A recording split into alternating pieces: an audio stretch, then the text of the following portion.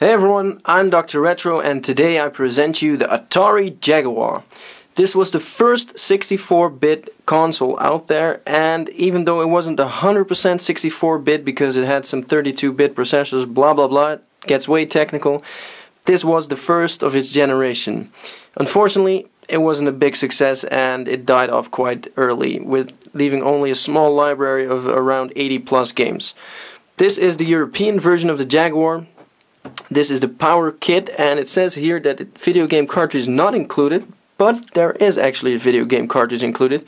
So I'm not sure if the store added that by itself or this is another variant. I'm not sure, but this is my Atari Jaguar and I'm going to show you what's inside. So sides of the boxes show the Jaguar logo. Has some information here, nothing really special, just some legal stuff. Here's some more Jaguar. And on this side we have specifications or not, no, some important stuff apparently. So back of the box shows the Atari Jaguar, the controller, and some of the games. The Atari Jaguar has actually quite a cool look. It looks kinda, looks kinda 90s, but it's still black, it's sleek, and looks kinda spacey, or whatever you want to call it. So here it already shows the Atari Jaguar CD that came out later, that I'll show you in a different video, because I also have that one, and that is one of the rarest consoles out there. Here are some games that got released for the system, or were at least intended to be released. Troy Aikman Football, Alien vs Predator, Arena Football, Battle Wheels, Club Drive, Tempest 2000, which is accompanied with this set, Checkered Flag, Kasumi Ninja, and Doom. And here on the right you see the controller, and I'll show you that one in real life in just a minute. And it's quite bulky, but it's not really uncomfortable. So let's pop it open. There we go. Now it's actually upside down now, so let's put it back on its front and pull out the tray that has the contents. There you see the controller and the Jaguar.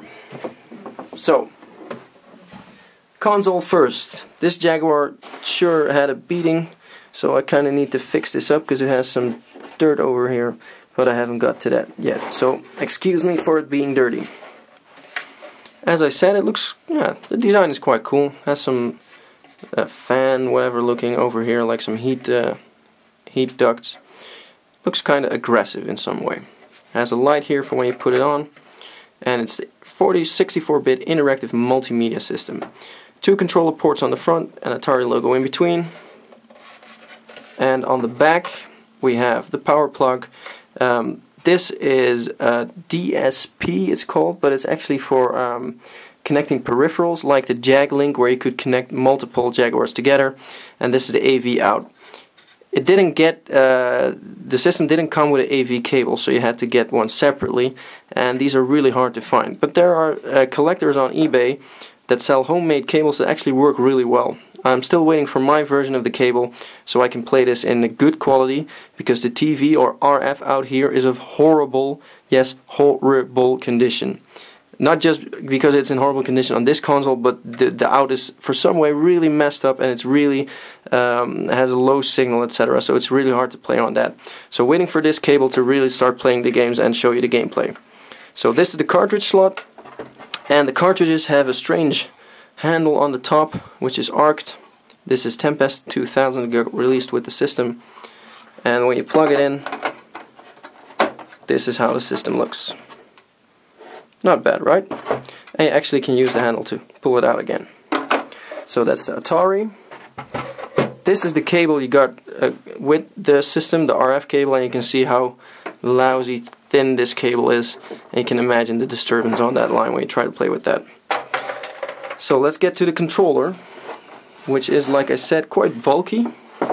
It's quite big, as you can see. It covers my hand, doesn't cover it all, but on the bottom there's some spare room, and it actually doesn't really hold too bad, because you can pull your fingers, cramp your fingers around there, put your index finger there, and it actually holds kind of well. This is the D-pad, start and option button, C, B, and A, main buttons, and here is the Numpad. Some of the games had an extra overlay which you could click in here on the sides, has little holes, and then these numpad buttons would have extra options. It looks kind of ridiculous, the numpad, and I haven't experienced it yet. I haven't played the games yet because my cable isn't in. But yeah, I don't think it's really easy to use. Doesn't have any shoulder buttons, and it's not really heavy. But it feels kind of good, so looking forward to trying this out. So, last thing that remains is the manual. First is the manual for Tempest 2000. So it shows you some of the gameplay on the front. This is actually a really fun game. I've seen gameplay on it, and I'm really looking forward to playing this. Looks like this is a little... it's just folded. So, Tempest 2000. Oh, it got wet. There's a little sticky spot here in the manual. Game controls.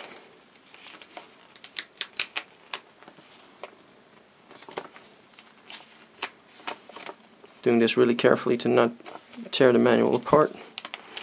There's a little sticky spot on some of the pages. And that's about it.